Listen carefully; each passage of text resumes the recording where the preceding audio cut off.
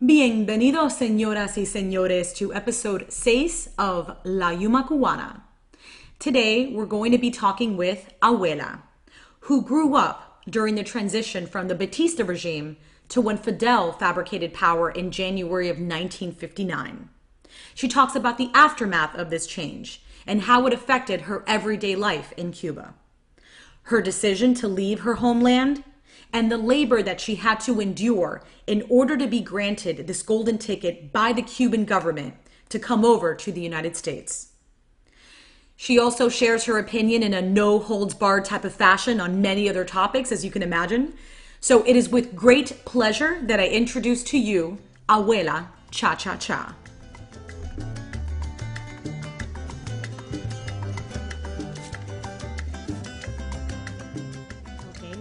Estamos aquí con Abuela. We're here with Abuela. Muchísimas gracias por tomar el tiempo. Abuela, thank you so much for taking the time. De estar con nosotros. Thank you as well for taking your Hola, time. Lucy. Hey, Lucy. Si tú puedes explicar un poquito If you can explain a little bit cambió la vida tuya how your life cuando changed Batista from when Batista had power tenía puesto to when Fidel took de power. cuando Fidel vino para coger el puesto. Bueno, cambió en muchos Well, aspectos. it changed in a lot of different Cambió aspects.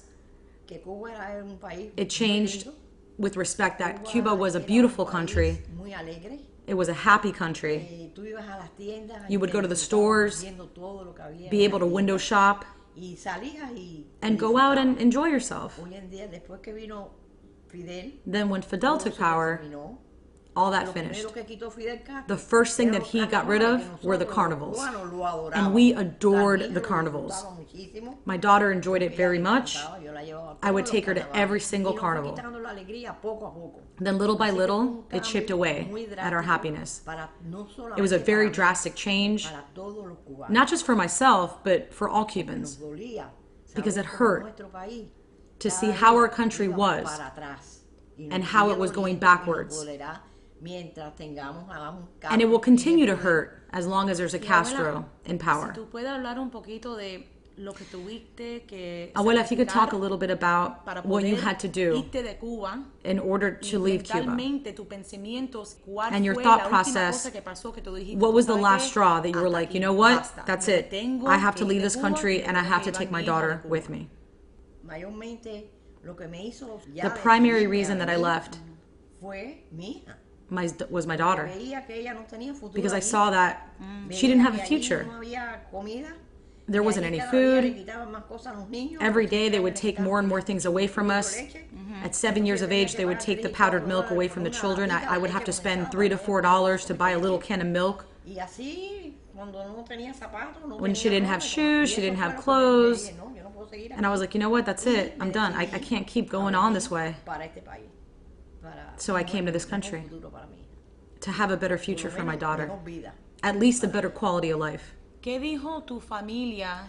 What did cuando your dijiste que family estaba say pensando de when irte you de let them Cuba? know you were thinking about Me leaving? apoyaron en todo. They supported me 100%. Desgraciadamente, tuve que salirme- tuve que Unfortunately, ir a la before the agricultura government would grant me permission to leave, I would have to go to the labor camps por for 9 9 months. meses albergada en unos lugares horribles que tenía In que some pretty salir a horrible las 4 o las places. 5 de la mañana a We'd have to limpiar leave at malanga, 4 or 5 o'clock in the los morning, sembrados de malanga, and we'd be transported. I'd have to plant all o sorts of sembrar vegetables, tomate, y tomato, trabajar garlic, arduamente hasta las 6, a 7 de and la work noche, until llegamos a los 6 or campamentos, 7 o'clock at llevamos night. camiones para- They would para load us lejos onto del trucks lugar. and take us back to Y the a esa sleeping hora quarters. teníamos que bañar con un agua fría horrible. And we'd have to bathe Tenías with que dormir en cold una water, y fue and it was a muy hell estar ahí to en be esa there. cultura. Pero lo But aguanté I endured y it. lo pasé. Después me mandaron 5 And then they meses sent me para el 5 Cordón months out of those 9 to porque Havana. Mi mamá enfermó. My mother was y ailing mi hija and could no longer take care of my daughter. cuidando porque ella se sentía mal. Entonces So they gave me a me transfer trasladaron to para el Havana. Cordón de La Habana. Allí trabajé. There I worked very hard as well. But at least I could sleep at my house and see my daughter every day, see my mother every day. Podía ver a mi mamá todos los días. Cuando iba de camino para mi On the way casa, home, si veía una if I saw like a pizzería pizza abierta, pues me place, I'd bajaba de la stop, guagua I'd have some y ya plastic tenía bags un with nylon me, y unas cosas. I'd pick up Ahí some compraba spaghetti una ración de or a small espagueti, pizza compraba una pizza and bring that chiquita to my y parents. compraba lo que podía. y se los llevaba a mis padres para que pudieran comer algo. Because there were many nights that my parents would boil some water and mix it with dark sugar just to have something in their stomachs before they went to bed. ¿Y cuál fue el proceso? ¿Cómo el gobierno te dio permiso a ti irte? What was the process on the government giving you permission? Si yo no presentaba la baja cuando me viniera mi salida, que me duró It took 4 years for me to get that, from when I applied to when they granted it. Mi hermano me reclamó que llené las planillas. If when they called me for my interview, had I not had that certificate of completion from the labor camps, they wouldn't have let me leave Cuba.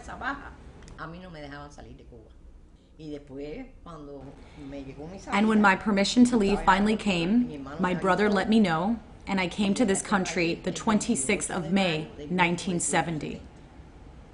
¿Cómo pudiste, sin hablar el lenguaje? Abuela, how were you able to earn money when you first arrived to the United States without understanding the language?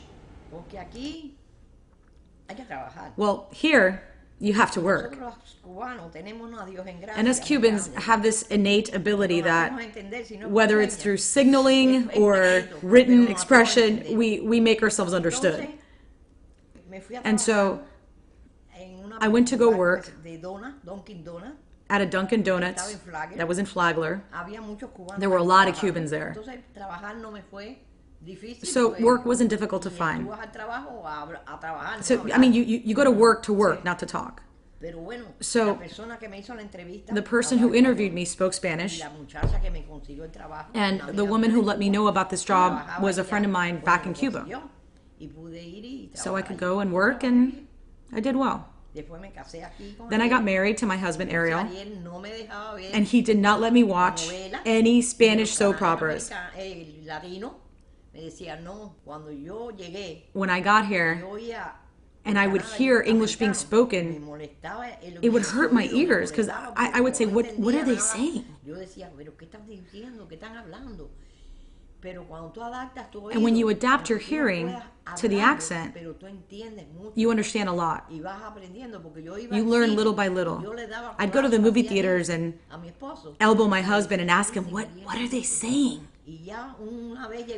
And then a moment came in which my son, Ariel Jr., said, hey, she's not asking anymore what they're saying. I guess she understands. One day, Ariel Jr. was fighting with his brother, Raymond. So wait, so when you got married with Ariel, he had 2 sons, Ariel Jr. and Raymond, and then you had my mom. Yes, I had my daughter who was 11, Ariel Jr. was 7, and Raymond was 5. So one day they were arguing. Yep, one day they were in an argument. Just, regular sibling rivalry. And I was like, why are you saying that to your brother? What, like the F word? Yes. Yeah, the F word. And I was like, hey, why are you talking like that to your brother? And they're like, oh my gosh, she understands. And I'm like, yep, I understand every word you're saying. Every Cuban that comes to this country, I tell them, don't watch the Spanish channels. And listen, I'm watching them now, and I'm gradually forgetting English. It's better that you watch English channels. So then you hear something like, wait for me, and the person stops walking, and you figure it out, oh, okay, wait for me. Close the door, and open the window, what are you talking about? So you start to familiarize yourself with basic phrases. And then you start to understand what they're saying in the movies, what people are saying in conversations. So how long do you think it took you before you finally felt comfortable with having a conversation? About a year, until I felt comfortable. And then Ariel, he spoke English, and his 2 sons spoke English. So imagine, my 2 sons didn't speak Spanish, and I didn't speak English.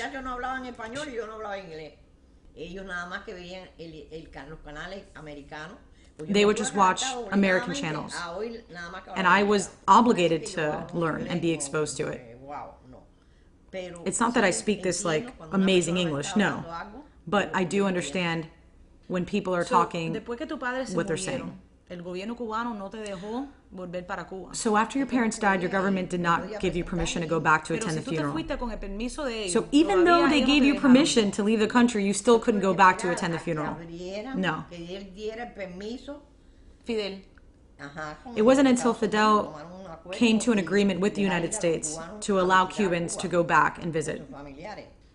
Okay. Okay, so when you finally did go back, how did you find Cuba? Better, worse? Better? No. I was taking a bus with my sister to go to the cemetery and visit my parents' tombstone. And I was on the bus, and just my head going from side to side like, no, like in utter disbelief. My sister had to elbow me and say, stop, because she could see the expression on my face. I just couldn't believe how destroyed Cuba had become. And she said, listen, stop. When I left Cuba, Cuba was already going in a downward spiral. You would see the stores. And instead of there being photos or clothes, there would be pictures of Fidel, of Raúl, Che. That's what you would see.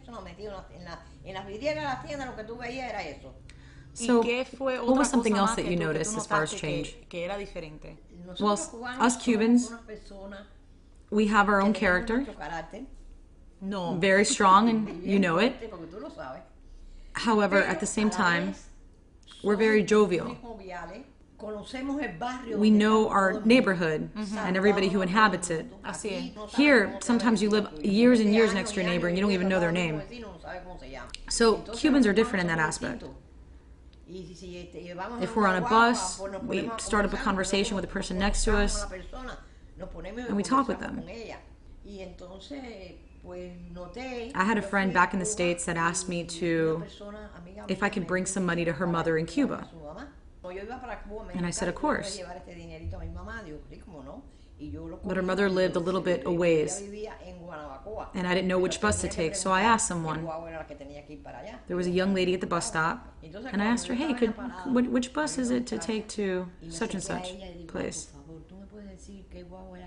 And she looked at me with such a hardened expression. She's like, I don't know. And she turned her back to me and walked away. And I just saw such a defeated look on their face. Maybe, perhaps it was because I was dressed differently than them. And when I got home, I discussed it with my brother. I told him what happened. And he's like, sister, that person probably has 101 problems in her head that we didn't have before. Maybe they have a child that's sick and they can't get medicine. Maybe they're thinking, what am I going to feed my family tonight? And there's so many problems that we have now that we didn't before. So we can't have that same sense of joy. And I was like, you know what, you're right. We don't have the same attitude as before. Do you think that was part of the Cuban for the Defense of the Revolution, in which people could not express their opinion? Because essentially people were not able to express their thoughts. Even the children, it was rumored, I never saw it, but it was rumored that even the children would be brainwashed, and some family members would put other family members under the bus. And they would tell the government that they were speaking ill about the revolution. And then they would have issues. They could be incarcerated, assigned to community service. Really, they would be used. Imagine, Cuba made relations with Russia. They would send meat that looked like dog vomit.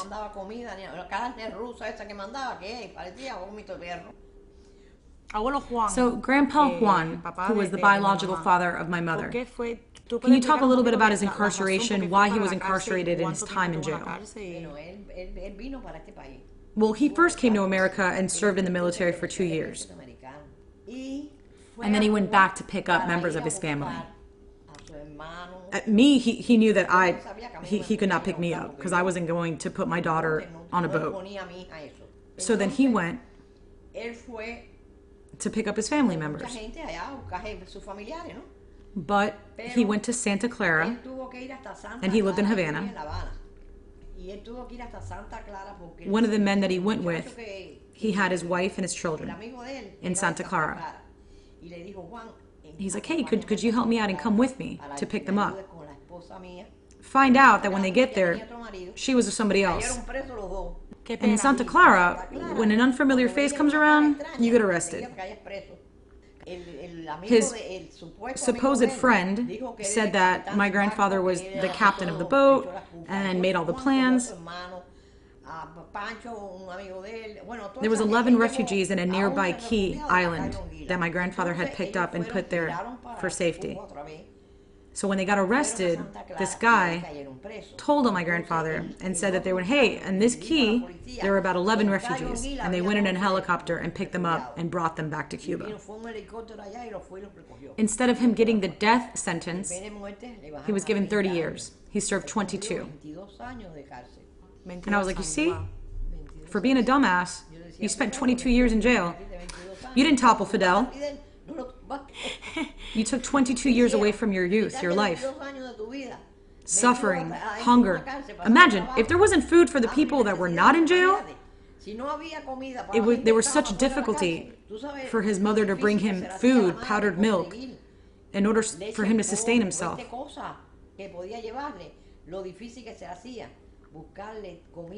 There's an expression in Cuba that says change is just around the corner.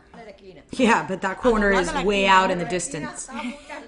So the people that do turn that corner, that do cross all the frontiers to get to the States, what advice do you have to offer them? Well, I didn't have to risk my life. I took a plane here. But they have their reasons. Same as I had my reasons.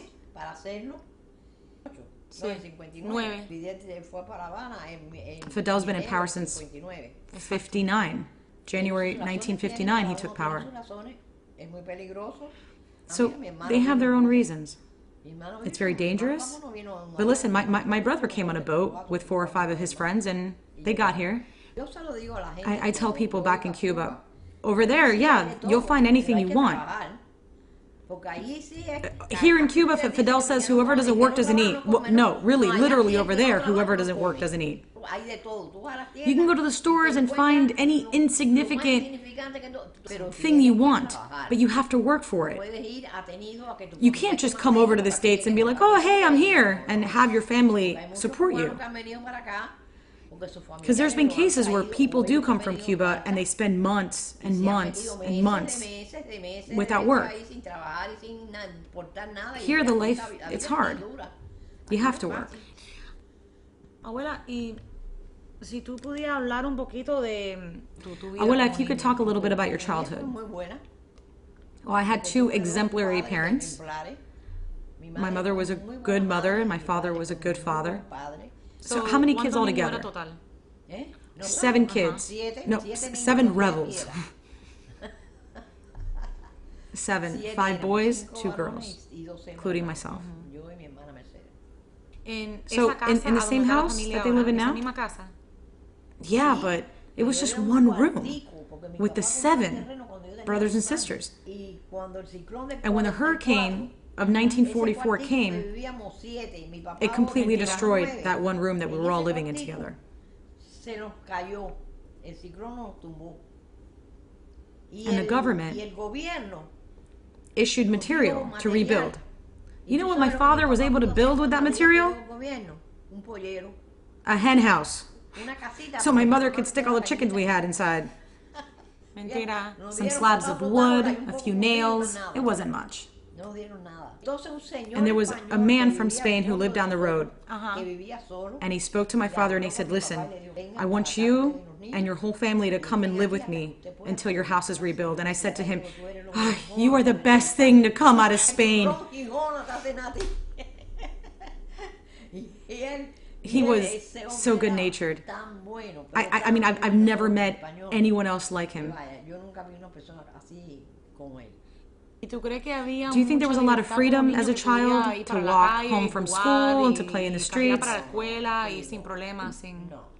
Yeah, the kids could frolic freely, walk home from school. There wasn't anything like child abductions or child molestation that at least that I had heard of. Everybody knew everybody. If I was on my front porch and a child was in danger, I'd be like, hey, get down from there. And people would reciprocate the same for my daughter. We all grew up in that neighborhood. In Parraga. Like I said, my father bought that land when I was just 2 years of age.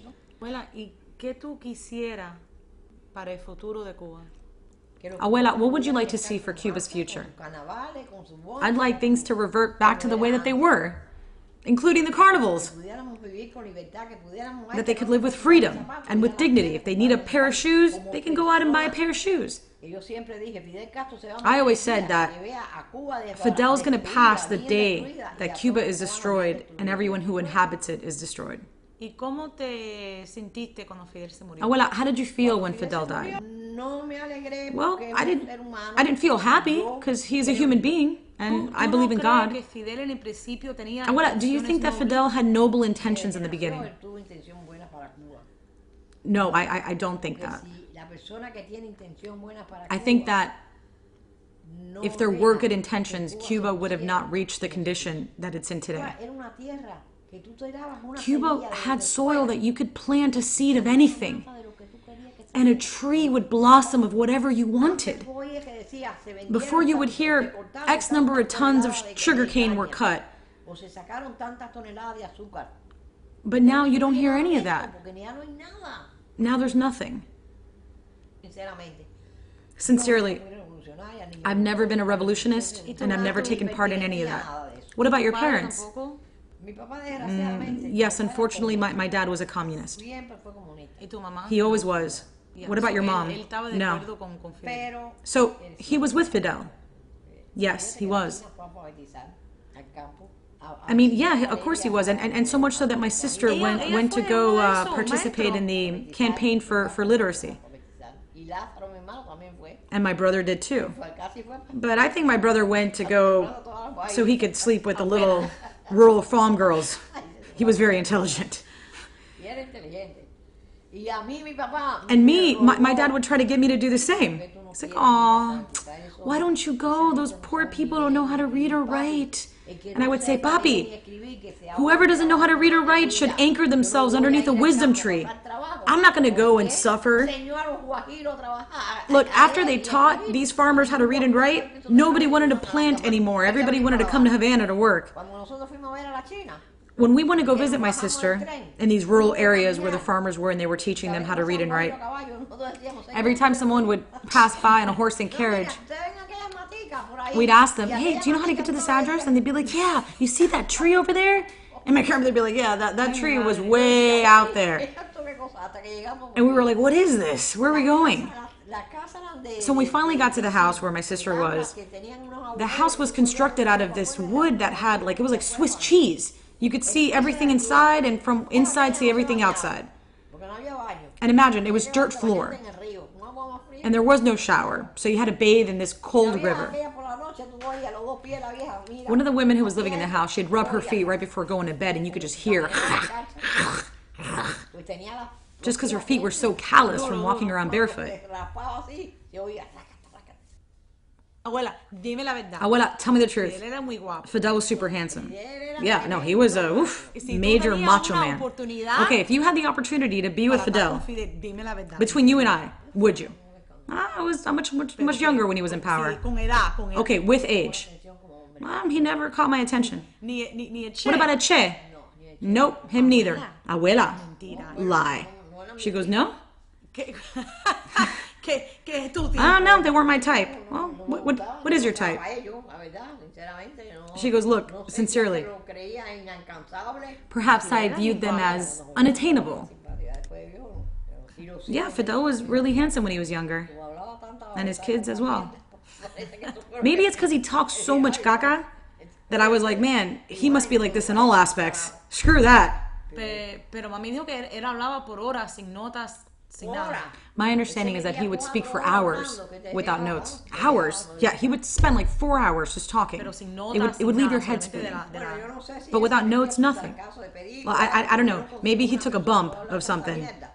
Because I just can't conceive that a human being can talk so much crap without tiring, without even so much as a sip of water. It was like his old woman was behind him turning the crank. I was like, you know, this guy probably took something before getting up there. You better not show this to Raul Castro. Oh, they'll come here and arrest me. Calm down, Abuela, no. Oh, Lucy has to go caca. Dale, let her go. Just to be clear, that was Abuela's Yorkie, Lucy, who needed to relieve herself. And I figured, what better note to conclude episode 6, an interview with Abuela, than Lucy's bowel movement. May this have evoked laughter from within you, and until next time, take care. Cuídate. Ciao.